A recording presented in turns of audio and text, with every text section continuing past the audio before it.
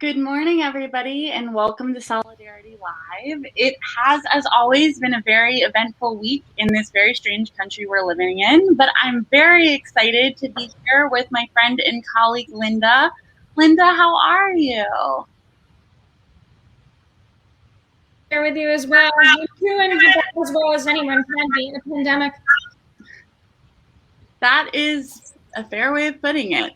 Although, good news, I don't know if this is true for today specifically, but we've started to have this very exciting trend of more people getting vaccinated per day than getting infected. So that's something, right? Absolutely. I do really think that hope is just right around the corner. The end of this is right around the corner, and so we all just need to hang on a couple of more months, and I think we're in for a very glorious summer and fall. So I'm very excited for that. Yeah, so we were talking about this in the pre-show. I do think that there is a chance that this is about to, I don't want to say be over, because as everybody is warning us in both the infectious disease sphere and the social science sphere, this isn't going to really be over, but it might become less fatal. And it's weird. This has been a year of our lives. I feel very psychologically different. And I think as a country, this isn't like it happened to a couple of us. Every single one of us went through it together. And so I think it's going to be really interesting to see what public life looks like moving forward as this sort of moves to the back burner. But so, Linda, today there's a lot to talk about. We really wanted to do a show today with you guys about specifically the way that COVID has affected our older populations, because it's sort of been talked about a lot, but in a way that's weirdly, I don't want to say glib, I don't want to say apathetic, but from both sides of the aisle, honestly, there's been a lot of really inappropriate ways of framing this as though, oh, well, older people, they're older, they're going to die, they're going to be affected by stuff like this. And it's been kind of shocking to be alive in this country. 95% of COVID deaths are people in their older years, with a more even distribution through people of all ages. And it's been crazy to watch that be written off so easily. Have you felt that way too, Linda? I have. I think that it's really just a consequence of how much the lives of older Americans are invisible, and especially folks who are in nursing homes, which 1/3 of COVID deaths have been nursing home residents and workers. And when we're at war, right?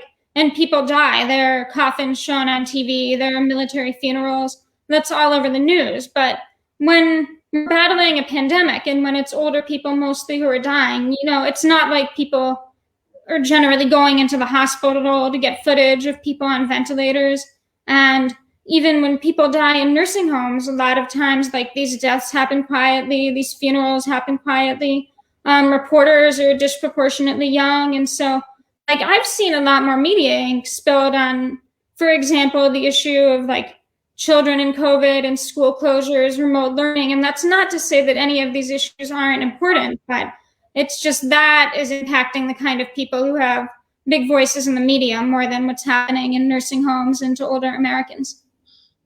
Yeah, and I think that's part of the problem too. I mean, there's a psychological bias against the elderly anyway that, when I was looking up stuff for this morning, it's really interesting that this is such a prevalent bias, because as a lot of, I'm reading about why we're like this, not just as Americans, but as a human species. We're all going to get old someday. You think that this would be something like the one unifying thing that we really care about. Everyone we love, hopefully, will get old someday. And yet, for some reason, I mean, they've done all these studies that people tend to value younger life over older lives, to an extent that we saw on a lot of media outlets throughout the course of this year, oh, they have all these crazy things happening in nursing homes, but it's just nursing homes. When no, if an epidemic is breaking out in a way that it doesn't have to break out in these concentrated ways due to public policy, due to poor planning, this isn't something I don't even know what to say about it. people have lost family members that, though older, still had decades to live. And so at Social Security Works, how are you guys handling this? This has been a very strange year for older populations. Yeah, so it's something, we're really just trying to talk to our audience, give them a chance for a connection, educate people about what's happening. And it's interesting, like, even I think sometimes for older folks who aren't in nursing homes, like, the last thing that they want to think about is that they could be, right, at a nursing home at some point. And I think, like, whether you're older or younger, it's the kind of thing that until it affects you directly, a lot of people don't want to think about, which I think is understandable. It's, scary to think about being closer to the end of your life, being in a place like that. But that's something that we're really trying to overcome at Social Security Works. And I think it's so important because rather than ignoring the issue, we really need to mobilize people to fight to overhaul our nation's long-term care system, which really is the number one cause of how many people died of COVID. It's about how our nation's long-term care system, it's built to generate profits for corporations. It's not built to keep patients or residents safe. And it is big business. I mean, I think most people know this, but some people don't. Nursing home facilities, even ones that you don't think of as particularly high end, make crazy amounts of money off of the fact that American communities are no longer like, so, back in the day and in a lot of other countries and cultures, it's still like this. People get older, you move in with your children. And not only is that sort of culturally not done anymore, there are tons of people who I'm sure would be happy to take in their parents, but they don't have the resources to. And it's, when we talk about care for the elderly, it really is an issue that hits on all levels. I mean, you guys have been doing so much around this with the minimum wage fight, with the fact that most of the people dying of COVID are Black, with the fact that, like, people who have college debt, that cuts into their ability to pay for their elder care. It all comes together in this horrifying way. When you create the financialization of human health and human life to be such a dramatic part of life in this country, everything becomes out of control. And so people, like, don't have the space or resources to care for their parents, and they have to put them in these care facilities where they're crammed in together. And COVID, I think there was a point where a large portion of COVID deaths not only were among the old, but were among nursing homes specifically, especially in the middle and beginning of the crisis. Yeah. So what can you tell us about COVID relief that people should be excited about? Yeah, so a very large bill just very recently passed Congress, the American Rescue Plan. And there is a lot in there to be excited about, including, very relevant to what we've just been discussing, there is some money in there for home and community-based long-term care services. And to be clear, it's not nearly enough. This is just a small down payment on what we really need to create, which is a robust system of home and community-based long-term care that treats everyone with dignity. But it's moving in the right direction. It's really good that they're showing that you can put money into this. And I think that these programs that are being created, they're going to work and be very popular. The more access that people have to home and community-based care, the more that they're going to like it and be advocates for expanding it. And it's just so important because what we're seeing now, it's really a combination of that, as you've been saying, we don't value the elderly and we don't value low-paid workers, right, in this country. Older lives, just we don't treat them with dignity, and care work isn't valued like it should be. So you mentioned the $15 minimum wage. All care work ought to pay a $15 minimum wage, whether that's hiring someone to care for you, whether it's being cared for by relatives in your own home. Like, that is work, and we should pay accordingly. And it's crazy that it's not. So, I don't know who's watching that's either had done that type of work or been supported by that type of professional, but it's really difficult.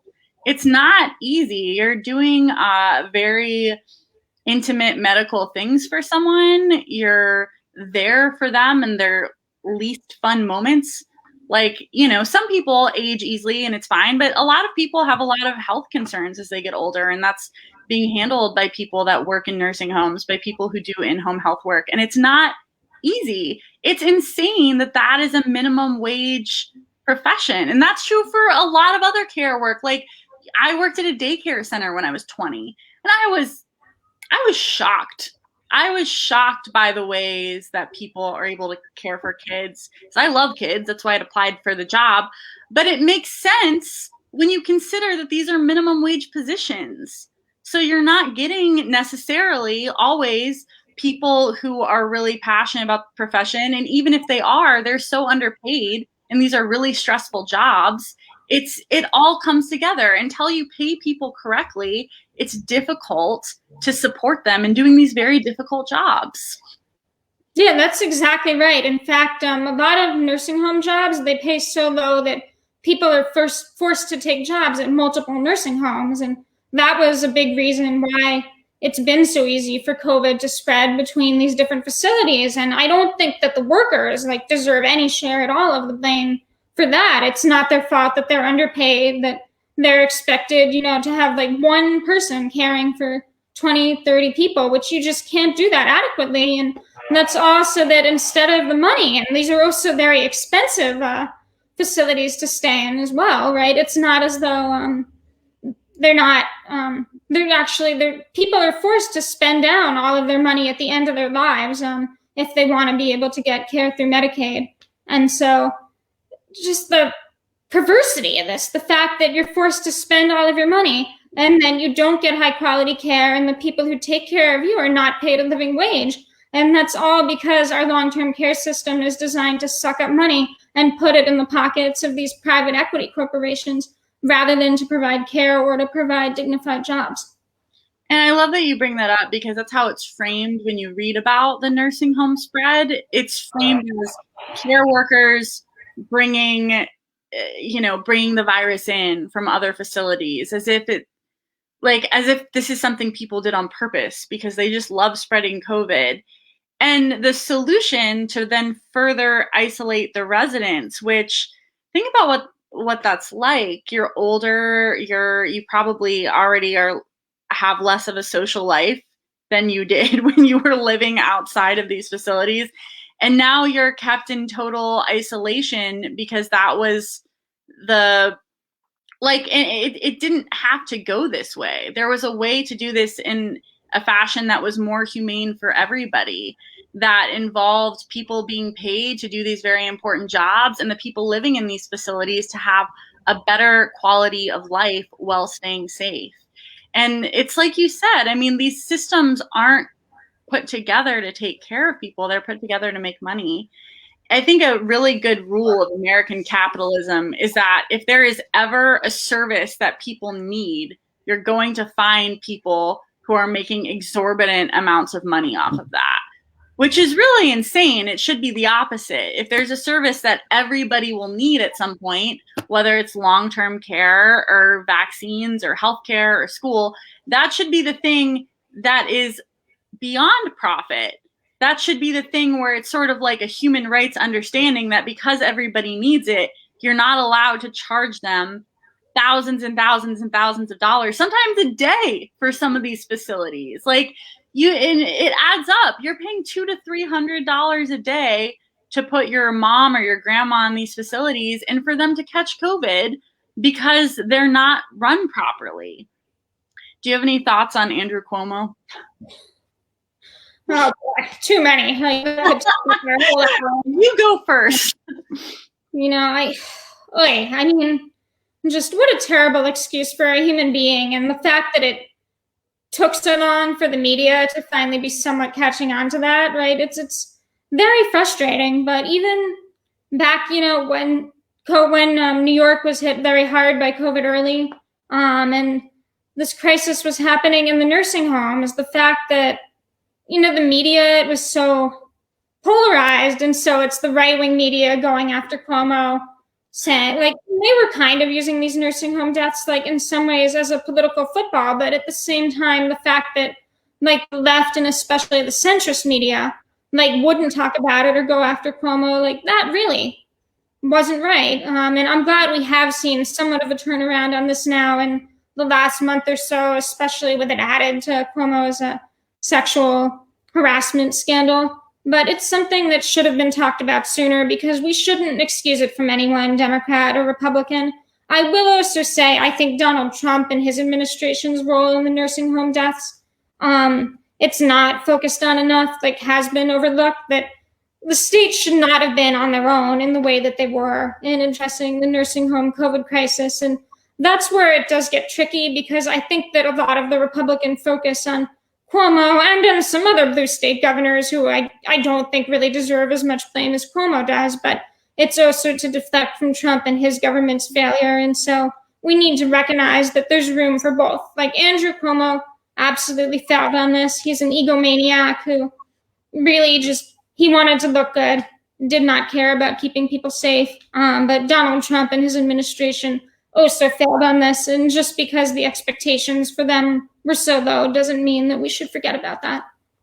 No, I think you're absolutely right. And this is always difficult when we're dealing with accountability on the Democratic side of things, right? Because I think there are two types of people. Or no, I mean, there are obviously way more than two types of people, but I think there are two types of mistakes that people make here. There's the type of person who on the left always goes after our own people first with the argument that we should be better than this. And then there's the other type of person who goes, oh, well, Republicans are worse. And both of those are fallacious ways of thinking. We can hold everybody accountable. There's enough room to hold everyone politically accountable for all of the bad things that they have done. And lying about the number of deaths in nursing home to turn yourself into some kind of COVID messiah, never mind the toxic workplace this person created for women. It's all bad. And he has a history of questionable political behavior that resulted in unsafety for a lot of people, specifically around healthcare. And I think the problem with us in this country is we have a very weird relationship with our leaders. Maybe this is a human thing though, right? Do you remember last year where Cuomo was like the guy? Everyone was obsessed with Cuomo. I do. It was rather disturbing, honestly. But I kind of hope the Biden administration can be an opportunity to maybe change some of that toxic relationship because, maybe a few of them are out there, but I don't think there's a lot of like Biden heads who are, obsessed with Joe Biden and want to go to all his rallies and wear his merchandise, right? And that's not a knock on Joe Biden. I think it's kind of a good thing that he's just someone who's there. He's kind of boring, and I think that it's easier to hold him accountable than someone like a Barack Obama. Well, yeah, it's funny because we all want our leaders to be charismatic. But why? That's so not what you need your leaders to be. You can want your rock stars and your artists and your favorite writer to have charisma. Those are all people that should have charisma, and you can watch their TED Talks and their speeches, and that's great. But you want your government to govern. That should be a pretty straightforward, I don't want to say banal because it's really important, but it should be a very straightforward thing. And, we're already seeing this when people on the left criticize Biden. There are a couple people, not as many, thank goodness, who are like, that's disloyal. No, this is a democracy. You're supposed to criticize your leaders, not in a personal way necessarily, but you're supposed to be pushing them to act on the policies that they were elected to enact. And it is, I think, how do you feel Biden's doing with the whole COVID thing so far? So far, I've been pretty impressed with how he's doing, how quickly he's been getting shots into arms, because that's a huge part of it. We were talking a little bit about the American Rescue Plan earlier. That is a really big deal, right? It's a huge bill. There's a lot in there for seniors in addition to the long-term care supports that I mentioned earlier. Well, for one thing, on top of Social Security benefits, seniors, just like everyone else, will be getting a $1,400 check. And it's also for everyone in a household. And so I think that this is so important and different than the checks that went out last year. All dependents are included. And so if you're, say, a grandma who's taking care of your grandkids, you're going to get a check for every one of your grandkids as well.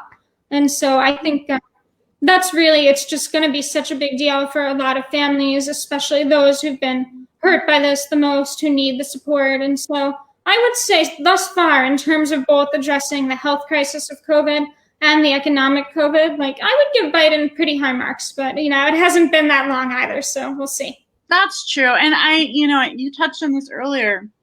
One of the really important things about strengthening and creating legislation like this is it's very difficult to take things away from people once they understand what it is to have them. It's so funny, the unemployment benefits, which were a really big part of the CARES Act last year, like you saw people on the internet suddenly really invested, people who aren't necessarily politically invested, in COVID relief legislation because they now knew what it was to have it in a really good way, in a really healthy way. And I think that's why Republicans do everything they can to prevent a lot of bills like this from passing in the first place, because they know once people understand what it is for their government to actually provide support, it's going to be difficult to convince them this is socialism in the future. Yeah, that is exactly right. The last thing Republicans want is for people to see government working for them, because then they're going to want that to happen more. And I'll be interested to see even the politics of the next couple of months, because what I've heard and seen in polling is that most people still don't know about a lot of the benefits that they're going to get from the American Rescue Plan. Like, there's a pretty extensive benefit for families with children for each child that for now it's temporary, and the goal is going to be to try to make that permanent. But most of the people who are going to get that benefit, they don't even know yet that it's coming at all. And so I think that when that starts showing up in people's wallets, there's going to be a real groundswell of support. And the goal is even not just for this child support program, but also for others, because people are going to realize, like, the government can help me. They can provide income right when I need it. And that is what the government really is. It's all of us coming together to give all of us, right, the supports that we need. And I really think that's something that we're going to be able to build on and expand during the next couple of years. Well, and that's a thing, right? It's very interesting. I try not to do it too much, but it's really interesting to watch conservative media, because nothing they're saying makes a lot of sense. And I don't even mean that from a moral or from my personal preference. It just doesn't really add up. Like, is their point that we are supposed to pay taxes to a government that then does nothing for us? Like, why are we paying taxes then? Shouldn't we just, and look, if I were a libertarian, I'd say, you're right, we shouldn't pay taxes. Okay, well, except for I personally cannot launch my own individual climate change plan. Like, there are a lot of things that need to happen that can only happen at the federal level, which includes things that the government or the Republicans love, like war. But you can't, the reason we have a government is so it does stuff like this. And it's kind of crazy a year in that we're still even having this conversation. These are people whose intellectual argument is that people should just figure it out themselves. Okay, well then why are we paying taxes? Why are you here? If we as the American people are supposed to just rugged individualism our way through crises, why have you been elected to Congress? How do you wrap your mind around that, Linda? Well, I think it's interesting that these days you don't even see conservative media really trying to make the argument. It's like they've given up on engaging on that scale. Like, if you turn on Fox News, you're probably not going to see a lot about taxes one way or the other, or spending, or government programs. They're just focused on Dr. Seuss and Mr. Potato Head. Yeah. Right? They're lying to people. And I think that once the money actually starts showing up, I just don't think that that's going to cut it. Because they can look around and see, wait a minute, like, Dr. Seuss isn't banned. I can still read it to my kids, right? Like, almost all of his books are still available. I have a little baby cousin. She's almost 2. I read her Dr. Seuss books all the time. And so I think that people they're not going to be fooled by this totally ginned up controversy when the government is actually doing things to help them. Like, that distraction technique, it only works when Democrats don't have an answer. And this time we do. Yeah. No, 100%. And I think that, so back to Social Security. The history of Social Security is fascinating for those who do not know. Linda, do you want to speak on this? Because I know this is your area of guruship. I do not want to talk over the Social Security expert on the show. Well, one important thing about the history of Social Security is that it really was a movement, a groundswell it had to build over several years during the Great Depression. Like, there were grassroots movements across the country, like, demanding not just Social Security, but even benefits that were considerably more generous than what Social Security started out as. There were groups called Townsend Clubs, and they worked hard to lobby their government, build this movement to say that seniors need dedicated support. And that was so important at the time, because without anything to support seniors, most folks, they were either taken care of by their family, but during the Great Depression, families didn't have the resources that they needed. And so they would often have to go to places called poorhouses, which in some ways are not that different from today's nursing homes, but essentially these, overcrowded, miserable places where people went to die. And that's not what people should face at the end of their lives after working hard. It's not dignified. And so this movement built up, saying we should have a support, right? We have the resources. Our government can make sure that people are not forced into poverty and indignity in their old age. And FDR's Secretary of Labor, Frances Perkins, when she was offered the job, she said to FDR, like, this is what people are calling for. This is what I want to do. And so if you hire me, I'm going to make it my mission to create Social Security as well as these other essential protections like a minimum wage. And you have to support me in that. And FDR said, yes, like, you're who I want, and we're going to do this. I love that you bring that up. I didn't know that. I did learn recently, though, about Frances Perkins and this was very cool for me. So for those who have not heard of her, Jane Addams was a activist in, I guess, early 20th century, late 19th century, who had this thing called Hull House in Chicago, where she provided services for working class people and was a big part of the labor movement.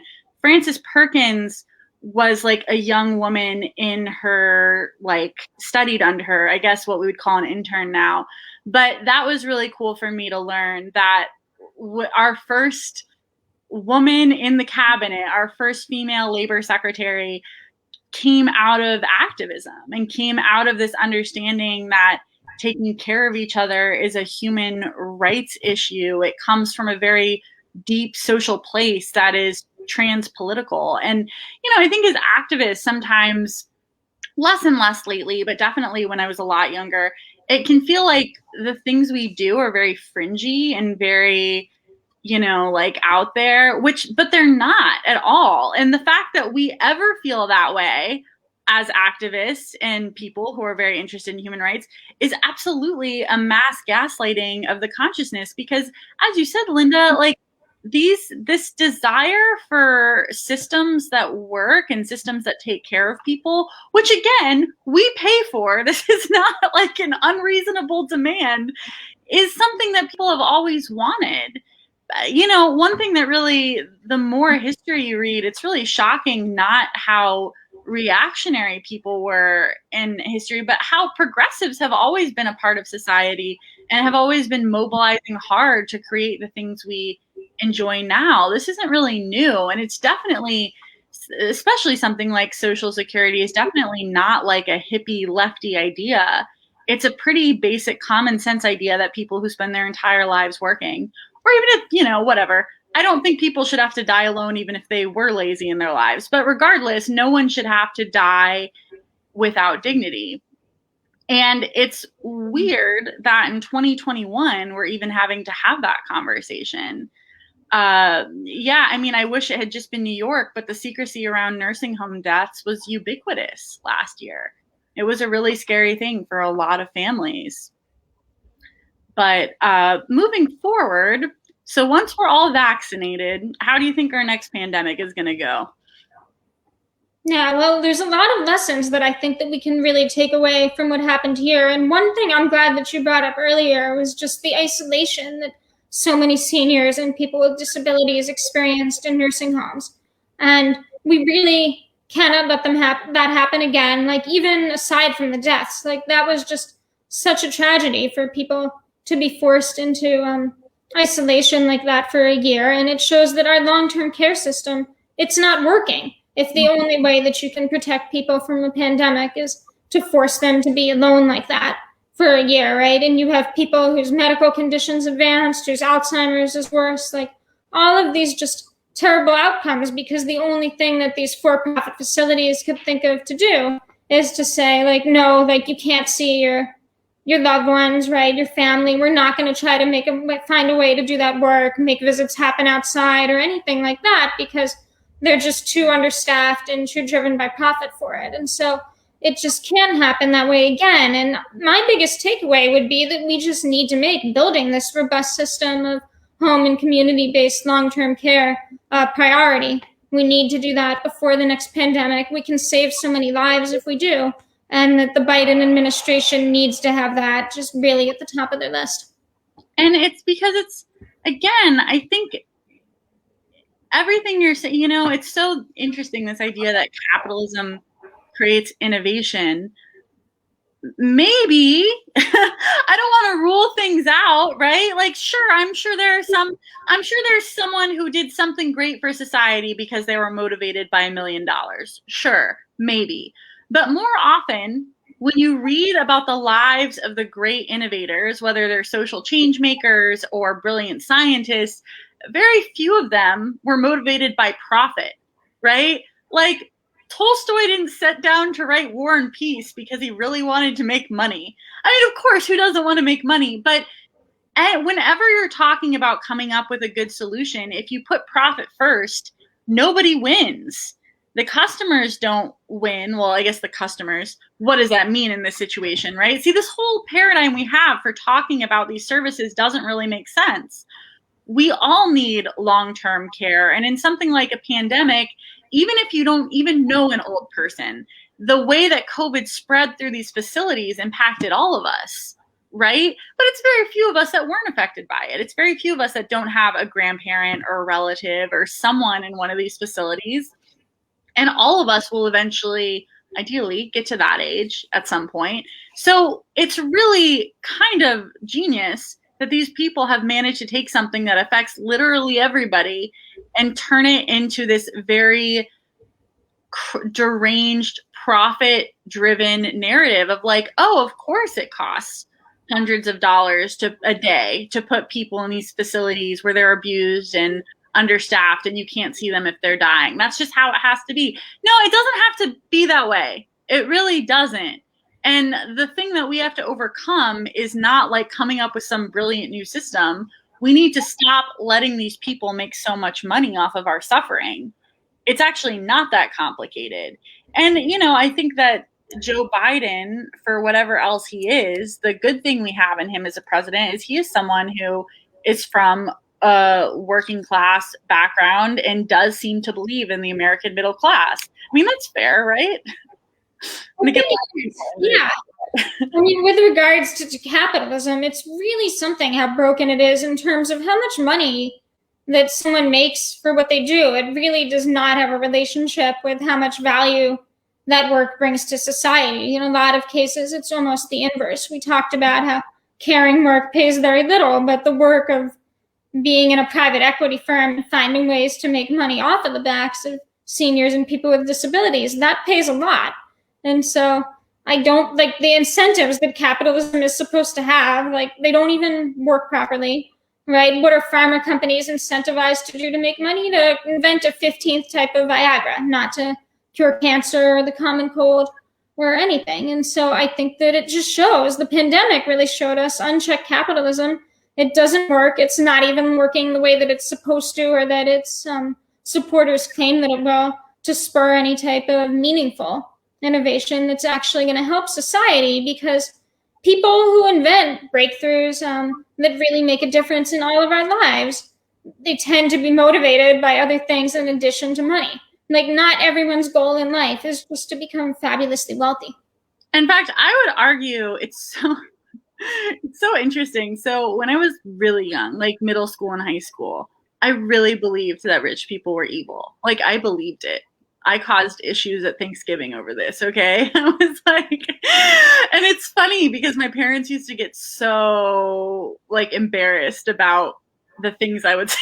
And they were like, you know, you're going to get older and you're going to understand that it doesn't work like this. Actually, the older I get, the more I'm like, oh no, I was totally right. Because it's everything you're saying, Linda. There are very few professions where you make a lot of money and are also motivated by the right things. Now they exist. They totally exist. Like I think no one could argue that physicians do wonderful things in the world. There are obviously writers that are very famous and just happen to be great and like they make a lot of money. But no one, very rarely are those people motivated by money up front. You know, very few people become a physician just to make money. It's too demanding a profession. And within that, like, unfortunately, a lot of the people, whether you're a lawyer who wants to do public defense or a doctor who wants to serve underserved populations, unfortunately, those are not the spaces within the profession that do make tons of money. And so you're right. We have this system which is reverse incentivizing people. You know, one of the craziest things about like the more you learn about what people on Wall Street actually do all day, they not only don't create wealth, they extract wealth. They literally make people worse off, except for themselves. And it's kind of nuts that we're not all really upset about this. Teachers, the people we all trust with our kids all day, shouldn't they be making like $200,000 a year? Like, don't we all want our children to be around really smart, empathic people who are going to teach them to be wonderful humans who all go to Harvard, right? But no, they're not. What is the average teacher salary? It's something crazy though for a master's educated professional. I don't actually know, but it's lower than it should be. I'm going to Google that. Yeah, it depends a lot on the state. Like, it's really astounding how little some states, you know, especially but not entirely red states, will pay their teachers. And then in some other states, it can be like something that's like closer to, you know, like a livable or middle class salary, but it's still not what teachers should get. And, you know, just to add to what you were saying, I think one of the saddest things about it is that even a lot of people who do make a lot of money, it doesn't even really bring them happiness because you're always comparing yourself to people who are even wealthier. And the way that we've structured our country is such that you need so much money to even feel a sense of security, right? Like, if like you can be like a couple making $200,000-$300,000 and still feel like, well, what if something happens, right? Like, if I lose my job, if somebody gets sick, because we don't have those support systems. And so I can kind of understand like why some folks like might be motivated that way or feel like that they have to make a lot of money to just have some kind of a huge like safety net or nest egg, because you can never feel secure in this country. Well, and I love that you bring that up because that is such a good point. That's why we do need those people too, because I think a lot of people, upper middle class people, understandably are like, I worked so hard for these things that I have. So like, who are you going to tell me? Another fight I have with my family members. You know, and I get that. It's like, well, let me propose you work less hard and feel far safer.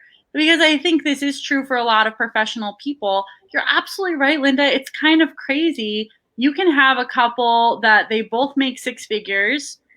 And like, let's break down what that really means in this country, right? A lot of times it means you have to live in a more expensive area, which means that, you know, then maybe schools are more expensive if the public schools aren't great where you live.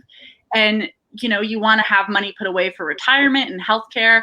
And before you know it, these two very good salaries, which are way higher than the national average, are gone. And like, that doesn't even bring into account how difficult it is for people to buy property now. Like, it's just crazy. We have all lost out on the basic premises of what should be just like a normally good, secure life. The kind of life that a lot of our parents and grandparents did have. And it's, you know, we talk a lot in this country about how things have moved to the left. I'm kind of shocked everybody isn't far more to the left than they are. Like, we have a pandemic, a climate crisis. None of us can afford to buy homes, even if we should be able to buy homes. What is that? Why is everybody not like trying to march through the streets at all times?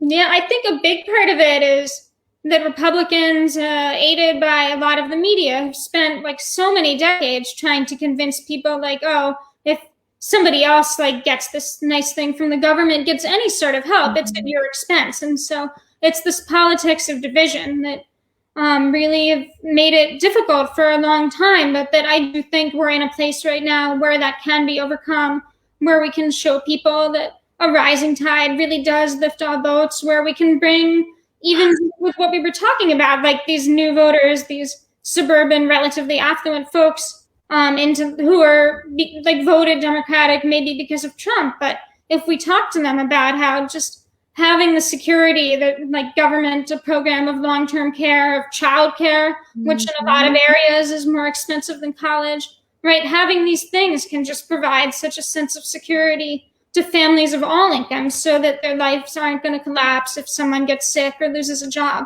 I think we really need to keep speaking to that. Well, and it's, you're right. And I mean, like, at the end of the day, we need everybody to be on board with this, because it is better for everybody to feel like they can enjoy their lives. I mean, it is sad. I'm sure, we both live in the DC area. You meet people who are lovely people and have spent almost all of their 20s in really rigorous graduate school programs, where I definitely have friends like this. They then feel like they have to take these crazy high paying jobs, because how else are they going to pay off their debt? And also, how else are they going to justify spending 10 years of their life in school? And it's, if you want to do that, because that's really what you're passionate about, and that's what how you think you can best contribute to society, great. But this idea of what contributes to society itself is no longer even the top career concern, which is insane for the richest country of the world, especially when the UN is telling us things like we might have 10 years left to save humanity. Like, wouldn't the ideal situation then to get every single person with a science talent educated so they can find all the technology and do everything possible to make sure the human race continues? But no, instead we're still supporting this weird predator class of billionaires. When you said rising tide lifts all boats, it's something occurred to me that I hadn't thought of. So we talk a lot about how, solidarity, we all need to come together, because really the only way to solve these problems is people power, right? Well, it just hit me, the only time that we admit how much better the baby boomers had it than us in the media is when we're being ageist. Why is that? Have you noticed this? When we're talking about cuts to Social Security, when we're talking about oh, those old people, there was an article in the Atlantic about this that I highly recommend to anyone. It's titled something like The Unconscionable Cruelty Towards the Old People.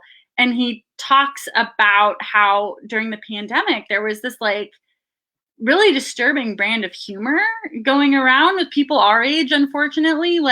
Oh, well, they had it great, so screw them, they don't need to be around anymore. They caused the climate crisis. What? No, every single baby boomer did not cause the climate crisis.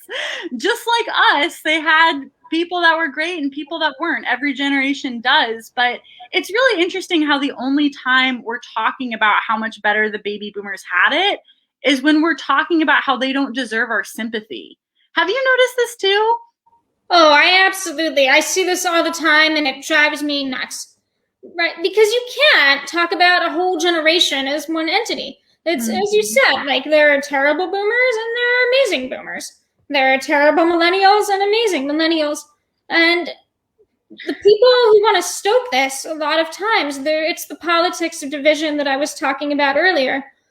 Rather than saying, yes, the boomers were able to get Social Security, and in fact, millennials are going to need it even more, so we should expanded, people are saying, oh, well, the boomers got Social Security, but there's not going to be any for you because, of course, we can't raise rich people's taxes. So just go complain to the boomers and we're going to cut your Social Security, right? It's just trying to pit generations against each other. And we see it also like somewhat in the other direction with Medicare for All, where seniors are actually the biggest beneficiaries in a lot of ways of Medicare for All, which would add a comprehensive long-term care, home and community-based program to Medicare, as we've been talking about on the show, just how important that is to change the lives of millions of people, as well as vision, hearing, dental care to Medicare, and it would eliminate all premiums, copays, deductibles. And so, in other words, Medicare for All would mean much better care at a lower cost for seniors, and yet the media and Republicans are constantly trying to convince older folks that Medicare for All would take something away from them. That's crazy. Sorry, I mean, it's not news, but it's still, one of the things that I think is baffling for us as Americans to see is that watching commentary from people in other countries just have these things. It's not even a question. They just have these things. They're able to just go to the dentist no matter how old they are. And you see these things go viral on Twitter all the time. Yes, I live in Europe and I walked in, saw the doctor and left. We can have that. Do you want to talk a little bit more about Medicare for All? I know we were supposed to do way more with that this morning. It's one of the defining moral fights of our generation. So we actually, Medicare for All was reintroduced in Congress this week. It has the support of over half of the Democratic caucus, and it got the support of Frank Pallone, who's the chair of the powerful Energy and Commerce Committee, which Medicare for All would need to go through to come to the floor. And he's also promised to hold a hearing in his committee. And I say all that just to tell people, there really is real momentum right now for Medicare for All. We're moving in the right direction, right? It's an ongoing fight. We need to keep organizing around the country. Congressman Pallone, he actually lives in the district where I grew up in New Jersey, represents that district. There's a big college there, Rutgers, and people have been organizing for a very, very long time to get to this moment where he's on the bill. And so if we're going to have Medicare for All, that's the organizing that needs to happen in districts around the country and states, whether that's going to be to convince lawmakers that it's the right thing to do to support healthcare for everyone, or in some cases, it'll be replacing them, primaries. But even though it's this slow, ongoing process of organizing, we really are moving in the right direction. We have momentum, and in the next couple of years, there's a real opportunity. At the very least, the end goal, our North Star, is always going to be Medicare for All. But there's also steps that we can take, and quite possibly soon, to move in that direction, including lowering the Medicare age. And in the wake of COVID, that's so important because so many folks in their 50s, early 60s, especially if they also had pre-existing conditions, had to leave their jobs during COVID for their safety, but they lost their health insurance when they left their jobs.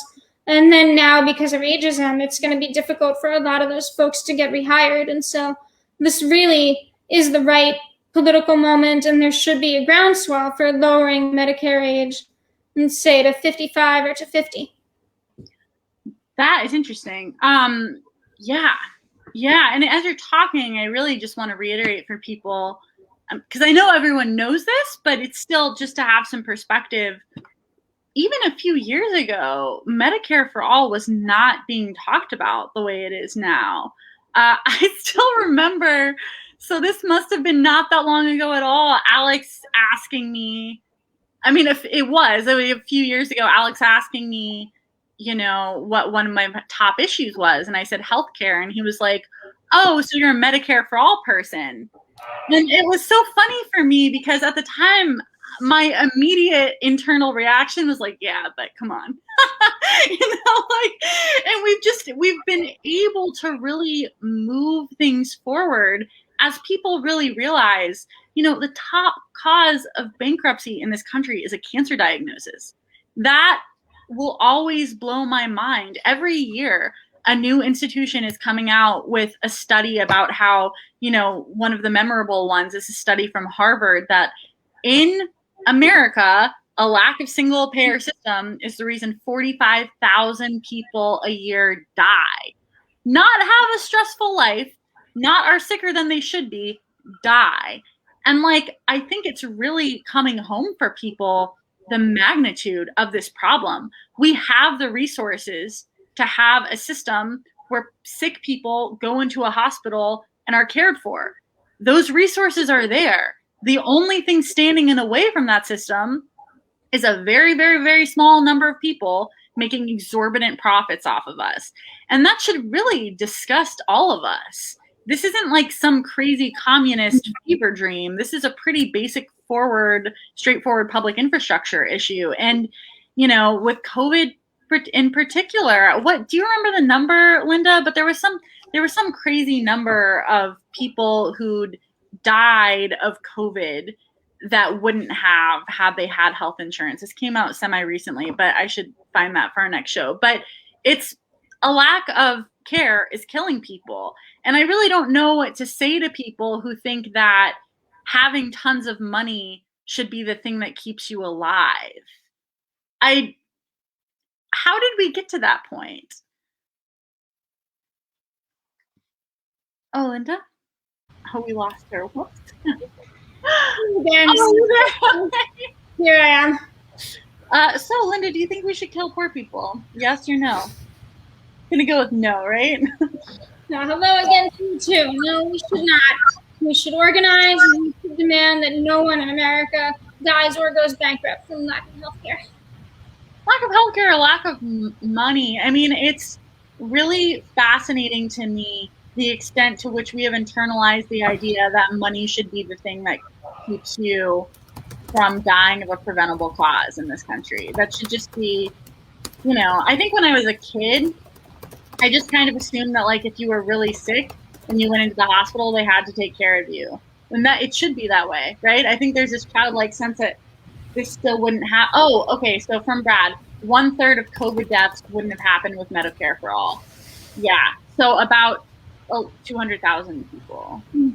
That's it's something that 1/3 is also the number of COVID deaths that took place in a nursing home. And of course, there's not total overlap there, but I think it's a lot because if we had this home and community-based long-term care system that Medicare for All would create, so many of those nursing home linked deaths never would have happened. Yeah, and it's something that in a broader way I've been thinking a lot about recently. I think people like us on the left, or at least I carry this fear of seeming radical or this fear of seeming judgmental, but we really need to abandon that because people are dying.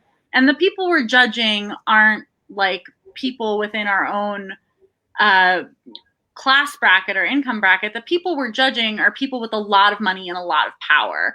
So I know that when you're mobilizing around these progressive ideas, it can feel like, oh, we're the radical ones, but we're really not. It shouldn't be radical to say that 200,000 people shouldn't be dead of something that they wouldn't be dead of in a better system. That shouldn't, there's nothing, that strikes me as a very conservative thing to say. Yeah, no, that's right. Medicare for All, it's incredibly popular. So the people are with us. There's nothing radical about it. Just this idea that nobody should die because they don't have health care. And I think it's interesting, in fact, even if you look at the Democratic primary, and polls from that, you can see that the overwhelming majority of people who voted in it supported Medicare for All. And it's just that a lot of the media, and I would especially single out MSNBC and CNN here, convinced people not that they shouldn't support it, but that, not enough other people allegedly support it and that it's an electability concern. And that was never true, but people were so scared of Donald Trump that they let the media convince them that it was in a lot of cases. And they just said, we need to beat Trump no matter what. So that's going to be my priority. But I think that now that he's out of the picture, he's not taking up so much oxygen in every room. That's actually a really good thing because it creates a lot more opportunity to just focus on organizing and building popular support around Medicare for All, long-term care, child care. just all that we need to create a functioning society where people finally have the supports that they need to get through life. And I think that it can sometimes, I know we're about to close out, but I just want to, before Linda, I let you share any final thoughts. I just want to point out that it can feel like, oh, well, what does any of it matter? Like, does talking about these things really create? It does. It absolutely does. Politicians, though, yes, they have their big donors and all these wonderful things, they are at the end of the day subject to popular opinion. And popular opinion and large groups of people saying the same thing loudly is what has always gotten us these social advances. Everything from abolishing slavery to women's suffrage to the civil rights movement, like every single one of these things happened through mobilizing popular support. These things were never popular. I mean, as you guys know, it's not like slavery ended with a bunch of plantation owners waking up and being like, you know what? On second thought, this is a pretty bad system. No, it came from activists and abolitionists mobilizing and creating a groundswell in public support for things that people knew to be morally correct. And if they can do it, they didn't even have the internet. Then we don't really have an excuse. So, Linda, is there anything else you want to share, and how can people get involved? Yeah, I just really want to close out by stressing the urgency of this moment that we're in right now and the importance of just staying plugged in, mobilizing, organizing, because this is like a once in, I don't necessarily want to say once in a generation, but an uncommon opportunity for Democrats to have control of the White House and of Congress. And so we need to be pushing them now.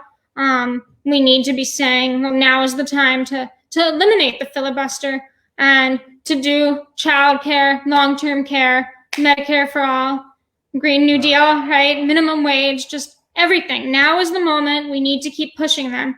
Can't get complacent, need to stay loud. And to follow what we're doing, folks can go to socialsecurityworks.org or follow us on Twitter at SSWorks or Facebook at Social Security Works.